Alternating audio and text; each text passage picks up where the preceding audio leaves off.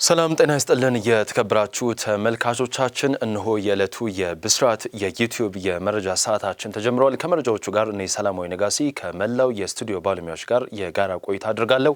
በቅድሚያም ከሀገር ውስጥ ወደ ተገኙ መረጃዎችን አልፋለሁ። በመጪው የትምህርት ዘመን በራስ ገዝነት ሽግግር መመሪያ መሰረት 60% ከዚያም በላይ የሚያስመዘገቡ ዩኒቨርሲቲዎች ወደ ራስ ገዝነት እንደሚሸጋገሩ ተገለጸ። በትምህርት ሚኒስቴር ወደ ራስ ገዝ ዩኒቨርሲቲ ሽግግር የሚገቡ ዩኒቨርሲቲዎች የዝግጅት ግምገማ የግንዛቤ ማስጨበጫ መድረክ ለገለልተኛ ገምጋሚ ቡድኑ ተሰጥቷል። መድረኩ ላይ የተገኙት የከፍተኛ ትምህርት አስተዳደርና መሰረተ ልማት መሪ ስራ አስፈጻሚ ዶክተር ሰለሞን አብርሃ እንደገለጹት ዩኒቨርሲቲዎቹ በአዋጅ ቁጥር 1224/2015 መሰረት ወደ ራስ ገዝነት ሽግግር እንዲገቡ በርካታ ስራዎች ሲሰሩ መቆየታቸውንም አንስቷል።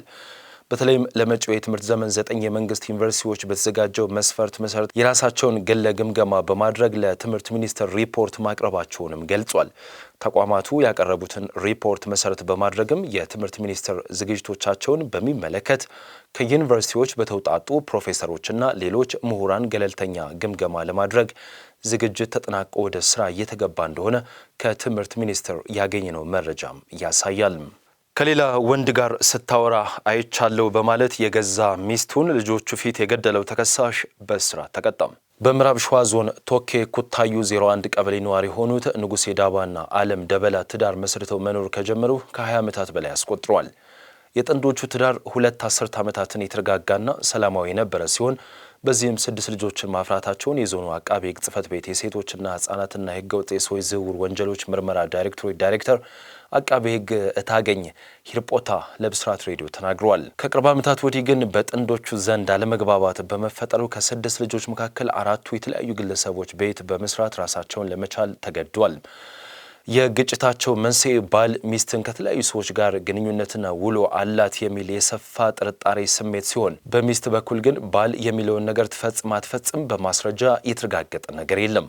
ህዳር 19 ቀን 2018 ዓ.ም ወደ 10 ሰዓት አካባቢ ሚስት አለም ደበላ ከአንድ ሰው ጋር ቆማ ስታወራ ባል ንጉሴ ዳባ ከሩቅ ይመለከታል። ከሚስቱ ጋር ቆሞ የሚያወራው ግለሰብ ደግሞ የሚጠረጥረው ሰው ነበረም። በዚህ ንዴትም ወደ መጠጥ ቤት በማቅናት ሲጠጣ ቆይቶ ምሽት ላይ ወደ ቤት ይገባል። ሚስት የ4 እና የ9 ዓመት ሴት ልጆቿን በመያዝ ባሏን እራት እየጠበቀችው ሳለች ባል ቀን ከማን ጋር ነበርሽ በማለት በንዴት የመጥረቢያ ዛቢያ እንጨት በማንሳት 2 ልጆቿ ፊት የልጆቹን እናት በተደጋጋሚ ጭንቅላቷን በመምታት ህይወቷ እንዲያልፍም ያደርጋል። ህፃናቱ ተደናግጠው ባሰሙት ጩኸት የአካባቢው ነዋሪ በመድረስ ጉዳዩን ለፖሊስ በማመልከት የድርጊቱን ፈጻሚ ወዲያውኑ በቁጥጥር ስር እንዲውልም ያደርጋሉ።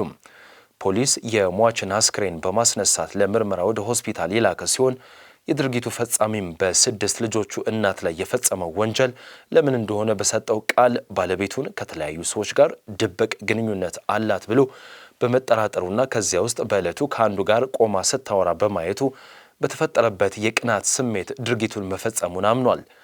የምርመራ መዝገቡም በማስረጃዎች ተጠናክሮ ለአቃቤ ሕግ የተላከ ሲሆን አቃቤ ሕግም በከባድ የሰው መግደል ወንጀል ክስ መስርቷል።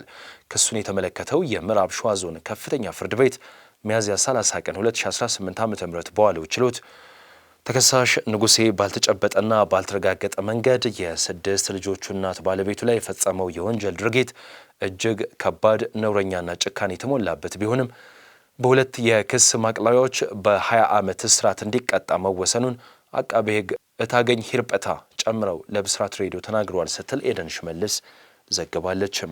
የተከበራችሁ ተመልካቾቻችን አሁን ደግሞ ከዓለም አቀፍ ወደ ተገኙ መረጃዎች እናልፋለን። በቅድሚያም ሩሲያ ሰይጣን 2 ከተሰኘው ሚሳኤል የበለጠና በዓለም ላይ እጅግ ኃይለኛ የተባለውን የሚሳኤል ሙከራም አደረገች። ፕሬዚዳንት ቭላዲሚር ፑቲን የኒውክሌርን አቅም ያለው ሳርማት መሳሪያ የዓለም ኃይለኛ ሚሳኤል ሙከራን ሩሲያ አዲስ አህጉር አቀፍ ባሊስቲክ ሚሳኤል ሙከራ አድርጋለች ሲሉ ተናገሩ። ሞስኮ ማክሰኞ ዕለት በተሳካ ሁኔታ ሙከራው መደረጉን የሩሲያ የስትራቴጂክ ሚሳኤል ጦር አዛዥ ሰርጌይ ካራካየቭን ለፑቲን ሪፖርት ማቅረባቸውን የመንግስት ቴሌቪዥን በምስል ባወጣው ዘገባ አሰራጭቷል። ፑቲን የሳርማት ሚሳኤል በዓመቱ መጨረሻ ወደ ፍልሚያ አገልግሎት እንደሚገባም ተናግሯል። በቴሌቪዥን ዘገባው ላይ ይህ በዓለም ላይ በጣም ኃይለኛው ሚሳኤል ነው በማለት የጦርነት መጠን ላይ ከምዕራባውያን አቻዎች በ4 እጥፍ እንደሚበልጥም ተመላክቷል። ፑቲን ሳርማት ከ35000 ኪሎ ሜትር የሚበልጥ ርቀት በመጓዝ በመጓዝ የከርሰ ምድር በረራ ችሎት እንዳለውና ወደ ሁሉም ነባርና የወደፊት የጸረ ሚሳኤል መከላከያ ስርዓቶች ውስጥ ዘልቆ መግባትም ይችላል ብለዋል። ይኸው ቴክኖሎጂ ከዓመታት ውድቀት በኋላ የመጣ ስኬት ነው። የሳርማት ልማት የጀመረው እንደ አውሮፓውያኖች አቆጣጠር በ2011 ሲሆን ሚሳኤሉ አንድ የታወቀ የተሳካ ሙከራ ብቻም ተደርጎለታል። በ2024 ዓመት በሙከራ ወቅት ከፍተኛ ፍንዳታ ደርሶበት እንደነበርም ይታወሳል። በምዕራቡ ዓለም ሰይጣን 2 ተብለው የተሰየመው ሳርማት ወደ 40 የሚጠጉ በሶቪየት የተሰሩ የቮይቮዳ ሚሳኤሎችን ለመተካት ታስቦ ነው። ፑቲን እንዳሉት ሳርማት እንደ ቮይቮዳ ኃይለኛ ቢሆንም ከፍተኛና ትክክለኛነት አለውም ብሏል። ያልተለቀቀ የቢዮንሴን ሙዚቃ ከተሽከርካሪ ውስጥ የሰረቀው ግለሰብ በእስራት ተቀጣ። ከታዋቂዋ አሜሪካዊት አቀንቃኝ ቢዮንሴ ያልተለቀቁ የሙዚቃ ፋይሎችን ተሽከርካሪ በመስበር የሰረቀው ግለሰብ በ2 ዓመት የእስር ቅጣት ተፈረደበት። የ41 ዓመቱ ኬልቪን ኤቫንስ ባለፈው ዓመት በአትላንታ ጆርጂያ መኪና ሰብሮ ያለ ፍቃድ መግባትን ጨምሮ ሌሎች ክሶች ጥፋተኝነቱን አምኗል። እስካሁን በግልጽ የማይታወቅ ምክንያት ኤቫንስ 2025 ቢዮንሴ የሙዚቃ ዝግጅቷን ለማቅረብ ወደ አትላንታ ባቀናችበት ወቅት የድምፃዊቷ የዳንስ አዘጋጅና ዳንሰኛ ተከራይተው የሚያሽከረክሩትን ጂፕ ዋገን ተሽከርካሪን ሰብረው መግባቱም ታውቋል። ዳንሰኞቹ የተሽከርካሪው የኋላ መስኮት ተሰብሮና ንብረታቸው ተዘርፎ ማግኘታቸውንም ተነግሯል።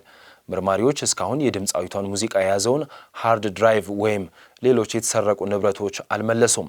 የፋልተን ካውንቲ አቃቤ ሕግ ኤቫንስ በዚህ ሳምንት ሊካሄድ ከነበረው ፍርድ ቀደም ብሎ ከአቃቤ ሕግ ጋር የጥፋተኝነት አመኔታ ስምምነት ውል መግባቱን ለቢቢሲ አረጋግጧል። የተከሳሹ ጠበቃ ለዳኛው ደንበኛ ሕጋዊ በሆነ መንገድ ገቢ ማግኘትና የማህበረሰብ ክፍል መሆን ይፈልጋል ሲሉም ተናግሯል።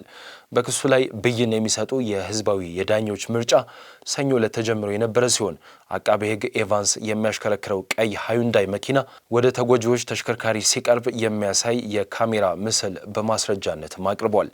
ሌላ የካሜራ ምስል ደግሞ የተከሳሹ ቀይ ተሽከርካሪ ወደ አፓርታማ ህንፃ ሲደርስና ኤቫንስ የሻንጣ ዕቃዎችን ሲያነሳም ያሳያል።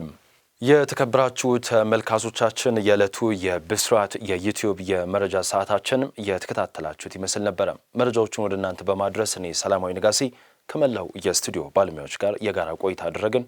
ሰላም።